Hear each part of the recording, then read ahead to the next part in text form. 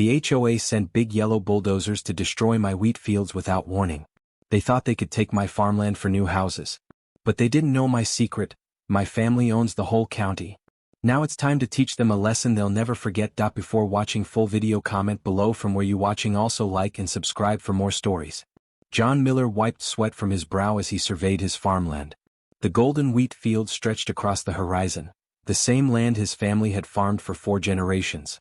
At 67 years old, John had seen the small town of Oak Ridge grow around his property, but he'd always kept his distance from town politics. Until today. John's phone rang. It was his daughter, Sarah. "Dad, you need to come home right now." Sarah's voice trembled. "There are bulldozers on the east field." John's heart dropped. He jumped into his old pickup truck and sped home, dust flying behind him. When he reached the east field, his worst fears came true. 5 yellow bulldozers were tearing through his wheat, flattening everything in their path. "Stop!" John yelled, running toward the nearest operator. "This is private property."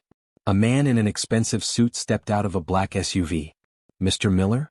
I'm Robert Winters, president of the Oak Ridge Estates Homeowners Association. We have all the necessary paperwork." He handed John a folder. "This land has been approved for our new development expansion." "HOA? What HOA? I've never signed anything." John's hands shook as he opened the folder. "The town council approved it 3 months ago," Winters smiled thinly. "Notice was published in the town paper. Since you didn't object within the 30-day period, we proceeded with our plans." John scanned the documents. They claimed his east field, 719 acres of prime farmland, was now under HOA jurisdiction. "This is impossible," John said. "I've owned this land for decades." "Not anymore," Winters replied smugly. "Progress, Mr. Miller. Oak Ridge is growing. We need more housing, not outdated farms." "You can't do this. I'll fight you in court," John shouted. Winters laughed. "Good luck. Our lawyers have made sure everything is perfectly legal. We've already broken ground and nothing can stop us now." As Winters walked away, John sank to his knees in the dirt. His wheat, months of hard work, was being destroyed before his eyes. "Dad." Sarah helped him up. "What are we going to do?" John stared at the bulldozers, a fire growing in his eyes. "Oh, we're going to fight. But not the way they expect." Back at the farmhouse, John pulled out an old wooden chest from under his bed. Inside was a stack of yellow documents and a leather-bound book. "What are those?" Sarah asked. "Family history," John replied. "And our secret weapon." John explained that his great-grandfather, Thomas Miller, had been one of the founders of Oak Ridge County back in 1886. The county had been formed from land that Thomas had owned, thousands of acres that he'd purchased from the government after the Civil War. When they formed the town, great-grandpa Thomas kept most of the land but gave some for the town center. But he made a special arrangement. John flipped through the book. "Here it is." John showed Sarah an old contract with clear terms. The Miller family would permanently hold special rights to the county land. Any major development or zoning change would require explicit approval from the head of the Miller family.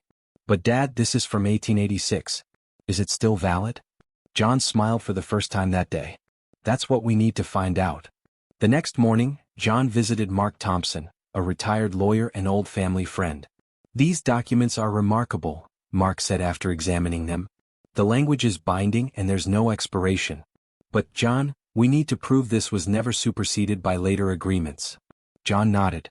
"The county records office. Everything should be there."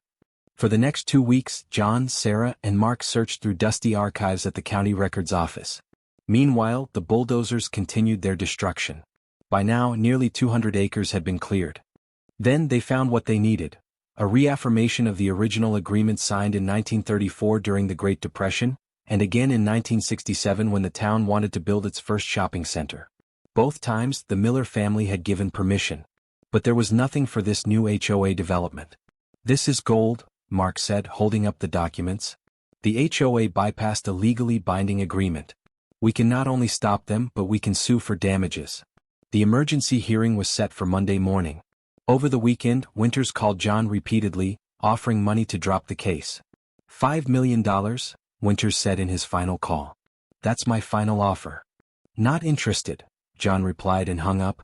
The courtroom was packed on Monday. The HOA had brought 3 lawyers from the city. John had only Mark.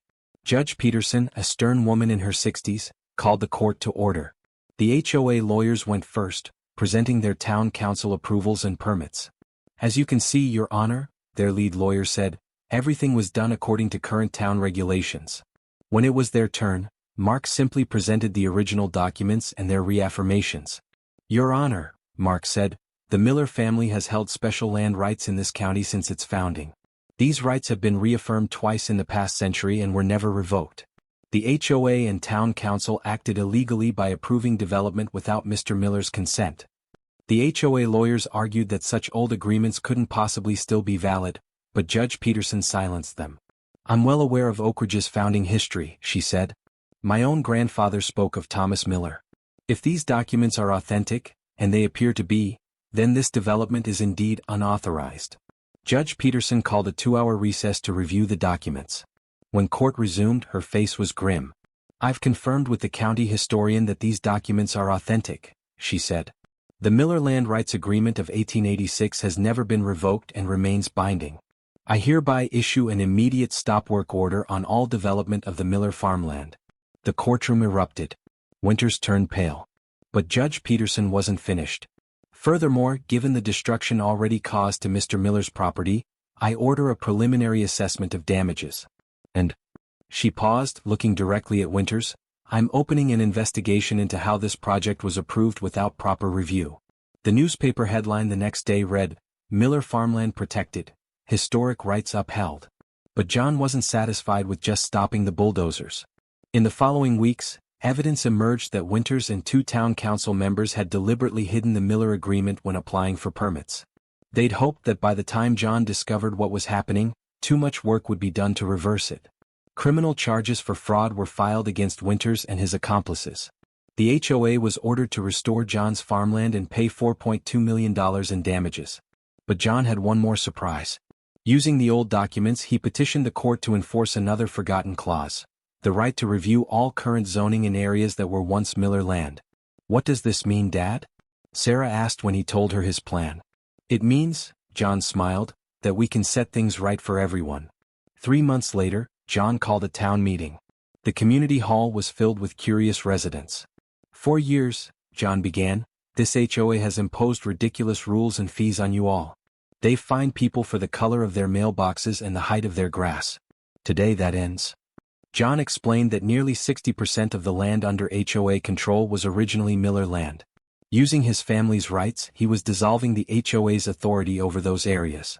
The crowd cheered. But there's more, John continued. The court has recognized my family's special status in this county. From now on, any major development will need to benefit the community, not just wealthy developers.